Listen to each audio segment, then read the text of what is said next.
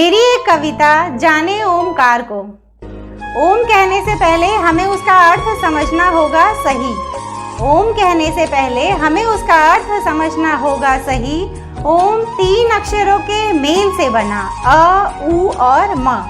अ का अर्थ होता है आना, उ का अर्थ होता है उन्नति करना और म का अर्थ होता है मौन हो जाना। और ओमकार को ओम का ही रूप माना जाता है और शिव जी के कई नामों में से एक ओमकार को जाना जाता है। कहने को हमने ओमकार को शब्द कहा, कहने को हमने ओमकार को शब्द कहा, मगर वास्तव में ओमकार कोई शब्द नहीं, क्योंकि हर शब्द का कोई न कोई अर्थ होता है। मगर ओमकार है ऐसा शब्द जिसका कोई अर्थ नहीं। इस शब्द का प्रारंभ तो है मगर कोई अंत नहीं। कहने को हमने ओमकार को ध्वनि कहा, कहने को हमने ओमकार को ध्वनि कहा, वास्तव में ये कोई ध्वनि नहीं, क्योंकि ध्वनि तो 2 चीज़ों के टकराव से बनी, मगर ओमकार में तो कोई टकराव ही नहीं। कहने को हमने ओमकार को ऊर्जा कहा, कहने को हमने ओमकार को ऊर्जा कहा, वास्तव में इस ऊर्जा को नापना इंसानों के बस का ही नहीं। ब्रह्मांड की सबसे ताकतवर और शक्तिशाली ऊर्जा है बस यही। ओम कहकर इसे हिंदू धर्म पूछता तो ओमीन कहकर इस्लाम, ओम कहकर इसे हिंदू धर्म पूछता तो ओमीन कहकर इस्लाम। ईसाई ने भी ओमन कहा तो सिख ने भी कहा एक ओमकार सत्य नाम। बौद्ध ने भी ओम मणि पद में हम जपा तो जैन धर्म इससे कहाँ पीछे रहा।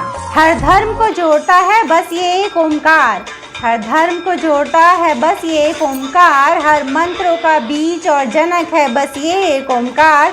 विज्ञान और आध्यात्म का मिलन कराता है बस ये एक ओमकार। मेरे शरीर के अंदर का सन्नाटा है ये ओमकार, मेरे शरीर के अंदर का सन्नाटा है ये ओमकार। इस ब्रह्मांड का शोर है ये ओमकार और शक्ति का महारूप है ये ओमकार। सूक्ष्म से सूक्ष्म में समाया है ये ओमकार और महाविराट में भी हमने पाया है ये Omkar. Thank you so much, आप सब ने अपना कीमती वक्त देकर मुझे सुना। ओम शब्द पर ये कविता मैंने लिखा क्योंकि हिंदू धर्म में मैंने हमेशा से सुनते आ रही थी कि ओम शब्द का इस्तेमाल सबसे ज़्यादा किया जाता है, हर मंत्र के आगे ओम शब्द को लगाया जाता है। तो मैं हमेशा से जानना चाहती थी कि आखिर ओम है क्या। जब मैंने ओम को जानना शुरू किया तो मुझे ऐसे लगने लगा कि आध्यात्म और विज्ञान को जोड़ने वाली कड़ी ये ओमकार ही है। और जो ब्रह्मांड में जो ओम की गूंज है, जो हमारे हृदय के अनाहत चक्र को चला रही है, जो अंदर हमारे शरीर में जो गूंज है, वो ओमकार से ही सब कुछ जुड़ी हुई है। और मैंने हर धर्म के बारे में भी आप सबको बताया कि ओम शब्द को हर धर्म अलग अलग तरीके से इसका प्रयोग कर रहा है। ओम एक ऐसी कड़ी है जो हर धर्म को जोड़ सकती है। और ओम को हम कोई शब्द भी नहीं कह सकते, कोई ध्वनि भी नहीं कह सकते हैं, क्योंकि हर शब्द के अर्थ होते हैं, लेकिन ओम एक ऐसा शब्द है जिसका कोई अर्थ ही नहीं है। और हर ध्वनि जो होती है वो 2 चीज़ों के टकराव से उत्पन्न होती है, लेकिन ओम की जो ध्वनि ब्रह्मांड में गूंज रही है वो ध्वनि बिना किसी टकराव के गूंज रही है। इसलिए हम ओम को अनाहत चक्र कहते हैं और वो अनाहत चक्र हमारे हृदय में भी है। उसी अनाहत चक्र में हमारी आत्मा निवास करती है, दैवी शक्तियाँ निवास करती हैं। तो मैंने ओम को जितना जाना समझा वो मैंने कविता में संक्षेप में जो हो सकता था वो मैंने आप सबको सुनाया। और उम्मीद करती हूँ कि आप सबको मेरी कविता अच्छी लगी होगी। और अगर अच्छी लगी हो तो प्लीज़ लाइक करके या कमेंट करके मुझे बताइए ज़रूर।